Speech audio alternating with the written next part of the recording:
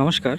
West Bengal হোমগার্ড guard 2024 home and hill affairs department থেকে গত 17ই সেপ্টেম্বর একটি নোটিফিকেশন প্রকাশিত হয়েছে, যেখানে বলা হয়েছে যে অস্থায়ী হোমগার্ড নিয়োগ করা হবে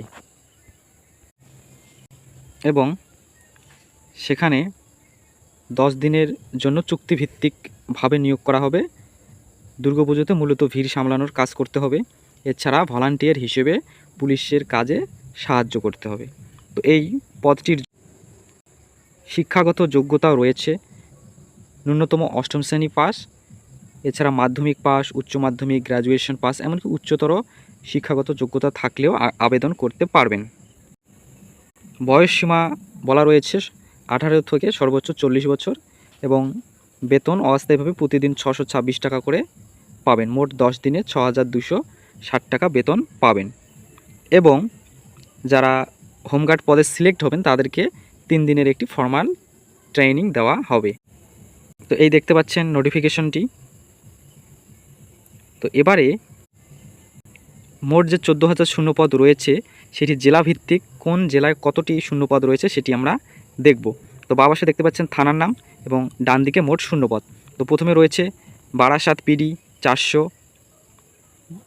বনগাঁ 200, বসিরহাট 300, বারুইপুর 400, ডায়মন্ড হারবার 350, সুন্দরবন 300, হাওড়া রুরাল 200, কৃষ্ণনগর 400, রানাঘাট 450, মুর্শিদাবাদ 450, জঙ্গিপুর 150, পূর্ব বর্ধমান 500, বীরভূম 500, হুগলি রুরাল 700, পূর্ব মেদিনীপুর 250, ঝাড়গ্রাম 100, পশ্চিম মেদিনীপুর 400, বাঁকুড়া 400, পুরুলিয়া 400, মালদা 220, দক্ষিণ দিনাজপুর 300, রায়গঞ্জ 100, ইসলামপুর 300, জলপাইগুড়ি 400, আলিপুরদুয়ার 400, কোচবিহার 500, হাওড়া পিসি 750, বিডিএনপিসি অর্থাৎ Barrackpore police commissionerate 1500, Barrackpore 700, ADPC 500, Siliguri 400, Chandannagar 700, Howrah GRP 100, Sealdah GRP 150, Siliguri GRP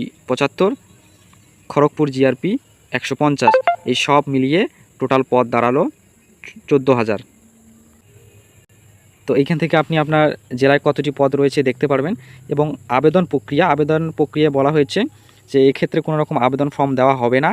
নিকটবর্তী থানায় গিয়ে A4 সাইজের একটা কাগজে দরখাস্ত লিখতে হবে এবং সাথে অবশ্যই আধার কার্ড, ভোটার কার্ড, শিক্ষাগত যোগ্যতার মার্কশিট, অ্যাডমিট কার্ড, ব্যাংকের পাসবইয়ের জেরক্স এগুলো জমা করতে হবে এবং নিকটবর্তী যে থানা রয়েছে সেখানে অবশ্যই যোগাযোগ করতে হবে।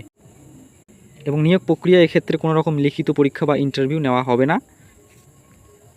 এবং আবেদনপত্রটি যে লিখবেন সেটা এইরকম করে লিখলেও হবে। ফরম্যাটটা একটু দেখিয়ে দিলাম। প্রথমে 2 দেবেন, দেওয়ার পর আপনার যে থানা রয়েছে সেই থানার নাম দেবেন এবং ফুল ঠিকানা দেবেন থানার, তারপরে ডেট দিয়ে দেবেন এবং বিষয় যা রয়েছে অস্থায়ী হোমগার্ডের জন্য আবেদন এটিয়ে দেবেন। এরপর মহাশয় মহাশয়া দেবেন। এরপরে আমি লেখার পর আপনার নাম দেবেন, তারপর পিতা লিখে তারপরে নাম দেবেন এবং আপনার যে ঠিকানা রয়েছে একদম গ্রাম, পোস্ট, থানা, জেলা, পিন, ফুল ঠিকানাটি লিখে দেবেন। দেওয়ার পর লিখবেন উক্ত এলাকার স্থায়ী বাসিন্দা, দুর্গাপূজা উপলক্ষে 10 দিনের জন্য যে অস্থায়ী হোমগার্ড নিয়োগ করা হবে, আমি উক্ত পদে কাজ করতে আগ্রহী। এই আবেদনপত্রের সাথে আমার সমস্ত শিক্ষাগত যোগ্যতার প্রমাণপত্রের জেরক্স কপি দিলাম এবং সমস্ত ডকুমেন্ট দিয়ে দেবেন।